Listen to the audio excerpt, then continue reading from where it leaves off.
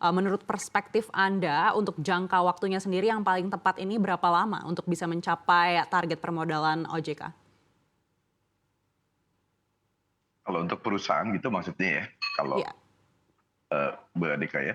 Jadi ya mungkin saat ini tergantung kondisinya seberapa jauh ya, dan tadi yang saya sampaikan bahwa yang kita lihat di draft ini memang kan akan terpisah mungkin ya, bahwa terhadap pendirian syarat modal untuk disetor untuk pendirian asuransi baru dan juga untuk existing.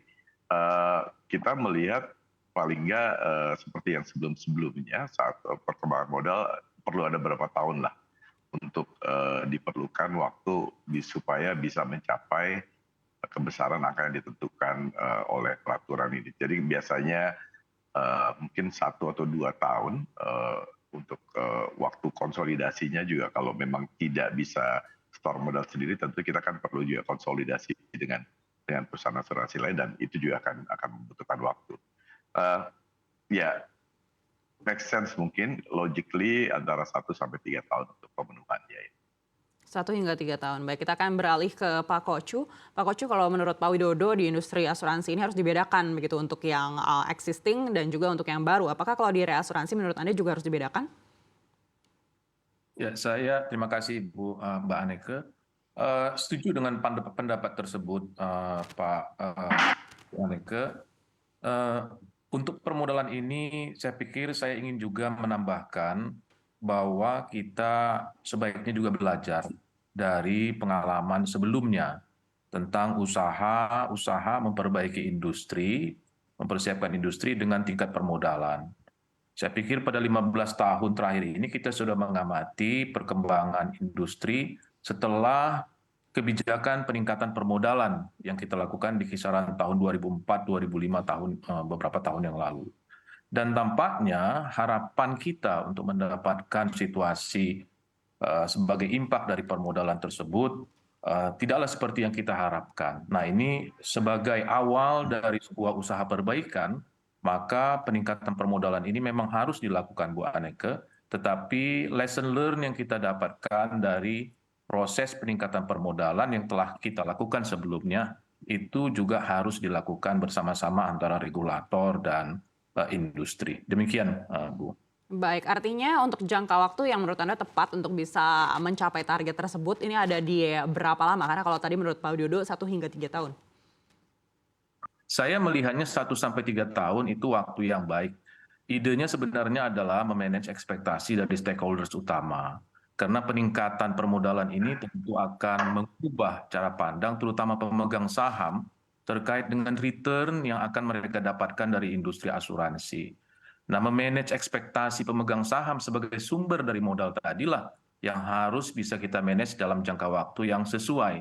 Tidak terlampau lama, tapi juga sehingga akhirnya appetite dari pemegang saham untuk meneruskan program penambahan permodalan itu menjadi berkurang, tapi juga tidak terlampau cepat, yang membuat penyesuaian di industri itu menjadi terburu-buru, sehingga akhirnya malah yang timbul adalah kegiatan underwriting yang terlampau agresif untuk memenuhi penyesuaian tambahan modal yang sudah diberikan.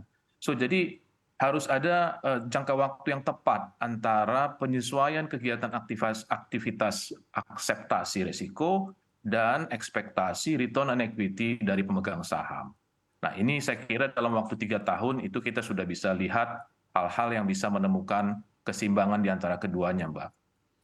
Baik, dari Pak Kocu, kalau melihat pelaku di industri asuransi dan reasuransi ini mungkin sama-sama akan meningkatkan permodalan, seberapa jauh hal ini akhirnya bisa mendorong peningkatan retensi di dalam negeri? Ya, kita harus pahami dulu, Bu Aneke, mekanik dari retensi dalam negeri. Retensi dalam negeri itu dipengaruhi 3 faktor, retensi di tingkat seeding company, kemudian juga seberapa besar saham dari perusahaan reasuransi dalam negeri di dalam panel treaty seeding company, perusahaan asuransi, dan yang ketiga adalah tentu retensi di perusahaan reasuransi sendiri. Nah, usaha meningkatkan retensi sendiri itu sangat dipengaruhi oleh ketiga ini. Regulasi sebelumnya tentang prioritas treaty priority mengatakan bahwa yang paling kuat itu adalah yang kedua, yaitu terkait dengan pemberian saham prioritas kepada perusahaan reasuransi dalam negeri di dalam proteksi reasuransi perusahaan-perusahaan asuransi itu sendiri.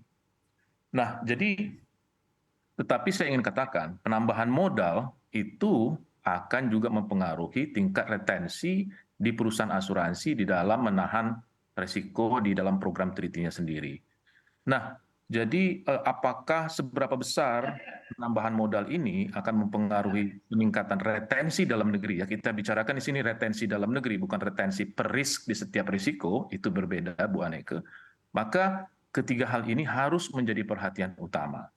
Pertama adalah peningkatan retensi di perusahaan asuransi, yang kedua adalah besarnya saham perusahaan reasuransi IPR di dalam panel treaty perusahaan asuransi, dan yang ketiga tentu retensi perusahaan reasuransi itu sendiri. Apakah permodalan akan mempengaruhi ketiga hal tersebut? Jelas akan mempengaruhi. Tetapi dalam konteks retensi dalam negeri, maka pengalaman kita menunjukkan paling besar dipengaruhi oleh besarnya saham perusahaan reasuransi di dalam negeri di dalam panel treaty masing-masing perusahaan. Itu yang mungkin dapat kami sampaikan, Bu Aneke.